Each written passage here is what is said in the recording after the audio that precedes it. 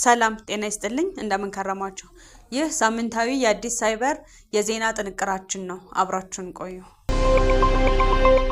በተያዘው በጀት ዓመት በተለያዩ ሴክተር መስሪያ ቤቶች የተሰሩ ባሉ ስራዎች አፈጻጸም ዙሪያ ግምገማ ተካሄደ። በስራ ዕድል ፈጠራ ዙሪያ የንጠያየቅ መድረክ ተካሄደ። የአካል ብቃት ስፖርታዊ እንቅስቃሴ ለጠንካራ አባላት ግንባታ በሚል መሪ ሐሳብ የአደባባይ ማስ ስፖርታዊ እንቅስቃሴ ተካሄደ።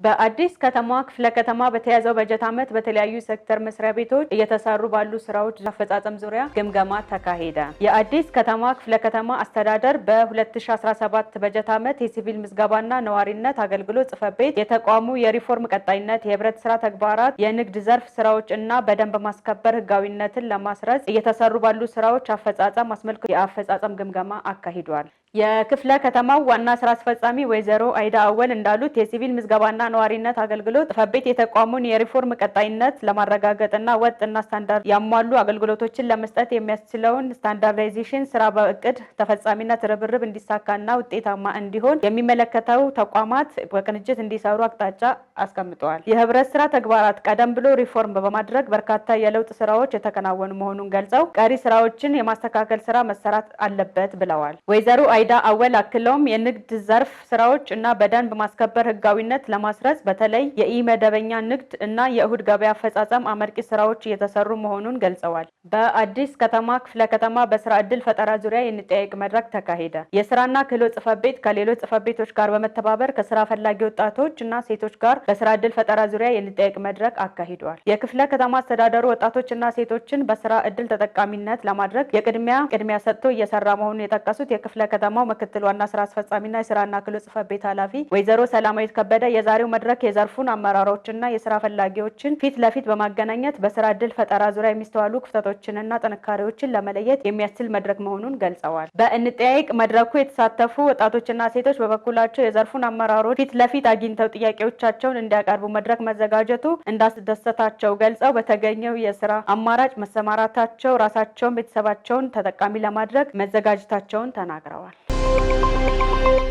የአካል ብቃት ስፖርታዊ እንቅስቃሴ ለጠንካራ አባላት ግንባታ በሚል መሪ ሐሳብ የአደባባይ ማስ ስፖርታዊ እንቅስቃሴ ተካሄደ። በአዲስ ከተማ ክፍለ ከተማ ወጣቶችና ስፖርት ጽሕፈት ቤት እና ብልጽግና ፓርቲ ቅርንጫፍ ጽሕፈት ቤት አስተባባሪነት በታይዋን አደባባይ በተካሄደው ስፖርታዊ እንቅስቃሴ በርካታ የህብረተሰብ ክፍሎች፣ የብልጽግና ፓርቲ አባላትና ደጋፊዎች የተሳተፉበት ደማቅ ማስ ስፖርታዊ ተካሂዷል። በዕለቱ መልእክት ያስተላለፉት የብልጽግና ፓርቲ አዲስ ከተማ ቅርንጫፍ ጽሕፈት ቤት ኃላፊ አቶ ሙስጠፋ ትኩር ለአብሮነትና ለፍቅር ከፍተኛ ሚና ስላለው እንዲሁም በአካል ብቃት የዳበረ ዜጋን ለመፍጠር ፓርቲያችን ብልጽግና በትኩረት እየሰራ ይገኛል ብለዋል። የክፍለ ከተማ ወጣቶችና ስፖርት ጽሕፈት ቤት ኃላፊ አቶ ዮናስ ስዩም በበኩላቸው በእድሜ መግፋት ምክንያት ከሚከሰቱ ተላላፊ ካልሆኑ በሽታዎች ራስን ለመጠበቅ ስፖርትን ባህል ማድረግ ተገቢ በመሆኑ በየአካባቢው ስፖርታዊ እንቅስቃሴን አጠናክረን እናስቀጥላለን ሲሉ ገልጸዋል። አቶ ዮናስ አክለውም በታይዋንና በአካባቢው ዘወትር ቅዳሜና እሁድ ሳይቆራረጥ የአካል ብቃት እንቅስቃሴው ባህል እንዲሆን እያስተባበሩ ያሉ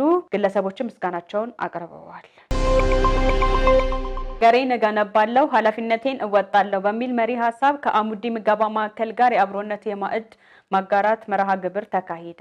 የአዲስ ከተማ ክፍለ ከተማ ብልጽግና ፓርቲ ወጣቶች ክንፍ ሀገሬን እገነባለሁ ኃላፊነቴን እወጣለሁ በሚል መሪ ሐሳብ ከአሙዲ ምገባ ማዕከል ጋር የአብሮነት የማዕድ ማጋራት መርሃ ግብር አካሂዷል። በፕሮግራሙ ተገኝተው መልእክት ያስተላለፉት የብልጽግና ፓርቲ ወጣቶች ክንፍ ሰብሳቢ ወጣት ያሬድ ተፈራ እንዳሉት በኑሮ ደረጃ ችግር ውስጥ ላሉ ዜጎች የወጣቶች ክንፍ አባላት በሳምንታዊ ተግባሩ የተለያዩ የምግብ ግብዓቶች በማሰባሰብ በአሙዲ ምገባ ማዕከል የአብሮነት የማዕድ ምገባ ማካሄዳቸውን ተናግረዋል።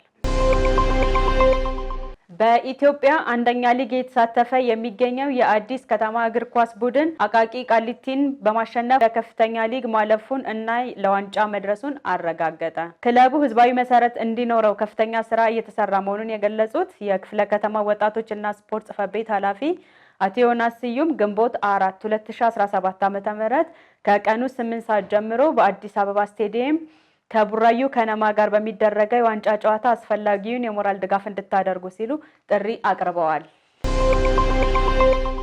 የዛሬዎቹን ዜናዎች ጨርሰናል። እስከ ሳምንት ቸርን ሰንብቱ።